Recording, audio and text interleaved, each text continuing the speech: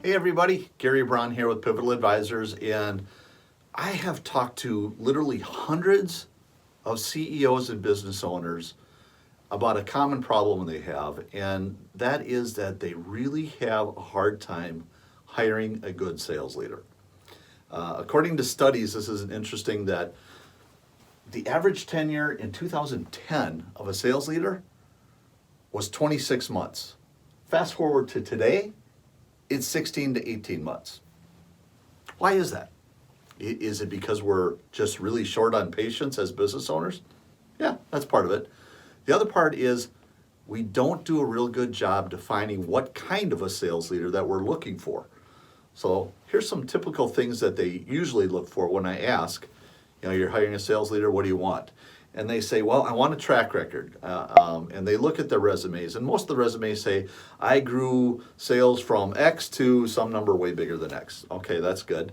They look at, did they come from my industry? Because I don't want to train them on everything I need to know about the industry and the products and the competition and everything else. So I like them if they have come from the industry. And then I hear a lot of words like, well, they've got credibility with the sales team, they've got drive, they're really good at accountability, they've got experience as a leader.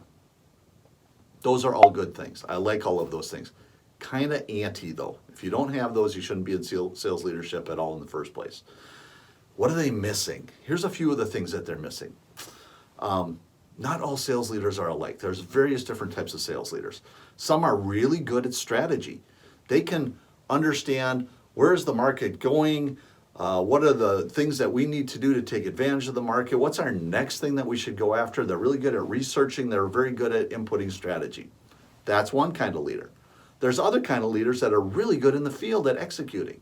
They're really good at going on sales calls with people, making sure they're following the process, providing training and guidance. That's very different. Those are two different skill sets. I look at some that are player coaches. They're really good at managing a few of their own accounts while still helping the other team. That's a really hard job, by the way. I see some that manage the team members while others are really good at managing managers. That's a different skill set too. Some are really good at rolling up their sleeves and doing what it takes, especially in a small company. You need that. While others are used to working in a larger company and they're used to having a lot of support to do things. I could go on and on and on. There's a lot of things to consider, but those are all different types of leaders. So here's a few things to consider if you're looking to hire a sales leader. One, culture. They got to fit the culture of your company. It's been said, I think Peter Drucker was the first one to say it, is culture eats strategy for breakfast. If you got even somebody who's really good and knows how to execute, but they are a bad fit in your company, they are not going to work out. You're going to get super frustrated and get them out. Interview for culture. Figure out what is your culture. How would you define it? How do you ask questions to see if they fit in? Next one. Team size. A sales leader who's good at managing 3, 4, 5 people is different than somebody who's used to managing a very large organization of 100 or 50 or 80 or even 10 or 12. They have to, in a smaller organization, they can spend time with everybody. In a larger organization, they have to figure out how to prioritize their time and have a system that works. That's different. Your team's needs. That would be the third one. Your team's needs. Do we need more process? Are we a moldable team that needs a lot of coaching and development? Or are we a pretty seasoned team that just needs somebody to keep them on task and keep them focused? Those are two different types of things. I want to hire the sales leaders who's used to dealing with my kind of team and my needs on my team. Receptiveness. How receptive is your team to having a new sales leader come in? If they're going to put up the brakes and they're not going to want to deal with anything, it takes a special talent to deal with that team. Usually a more seasoned team who says, I don't need help. It takes somebody to know how to tactfully work with those people. Or you've got the other side of things where they're less experienced and moldable and they want everything. I want somebody who's a good teacher. There are all kinds of people who are good at, are we looking for somebody who's going to build or somebody who's just going to execute? There's a ton of sales leaders out there who know how to execute a plan. Here's our play, here's our process, go execute, make sure people are doing that. You can find those people all day long. There are far fewer that know how to build those things. If you don't have a good sales process, if you're not very good at planning, if you don't have a forecast and you need somebody to develop and build those systems and implement them and drive adoption, that's way different than the first one I talked about. If you're looking for somebody who's sales and marketing, interesting combination. I've never found people who are really good at both of them. They're usually a lot better at sales or a lot better at marketing. So if you're looking to hire a sales and marketing, which one do you need more? And let's emphasize that in our interviewing process. In our COVID times, maybe it's managing remote. Do they have experience in managing people remote, or do they have to have them in the office with them all day? These are just a few of them. This list could go on and on and on. There's all kinds of different criteria, but you have to identify what is the right criteria for what you're looking for. We're going to go past the track record in the industry and the drive and credibility. Let's look for specific sales leadership skills. Once we define that, then we can interview for those particular skills and see if they actually have them and if they're going to be a fit with our culture. Now, say we fast forward. We've defined all that, we've hired right, and now we're going to get to the point where we've got them on board.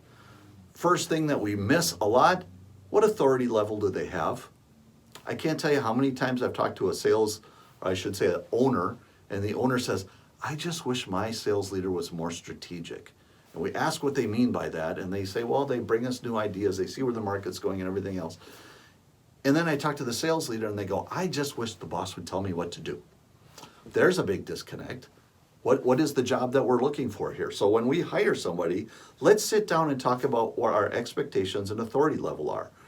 Are they responsible for setting strategy or executing your strategy? If you think about all the major decisions they have to make, let's get up front whether they're able to make those by themselves or do they need to involve you. And I think about things like, can they hire and fire, or do they need to include you and get permission on that? Are they allowed to change strategy or set strategy, or do you have to be part of that? Changing compensation, moving people around, either organizationally or even physically. If I wanted to like rearrange the cubes or whatnot, do I have the authority to do that? Can they spend money within the budget, or do they need to get approval on that? Again, on and on. Think about all the decisions that get made and whether you're giving up the reins to do that or not. You know, the flip side is I see some types of sales leaders say, I own this. They start doing stuff, and then the owner or CEO gets really upset with them because they did it without asking. Have this discussion on the front end. Know what the authority level is. So these, again, are just a few things to consider. Make your list of all those decisions and then consider that. A lot of things to think about. Got to hire rate, got to define that job, interview for that job, set our authority level. These are just a few things to consider. We do this every day. So if you're thinking about hiring a sales leader anytime soon, would love to talk to you about that. Contact us at pivotaldvisors.com. Send us an email at info@pivotaldvisors.com. Subscribe to any of our social media things. We're on all the usual ones, LinkedIn, Twitter, YouTube, etc. Just look for us, Pivotal Advisors. We'd love to hear from you. I'd love to know about your experiences. Let's talk soon.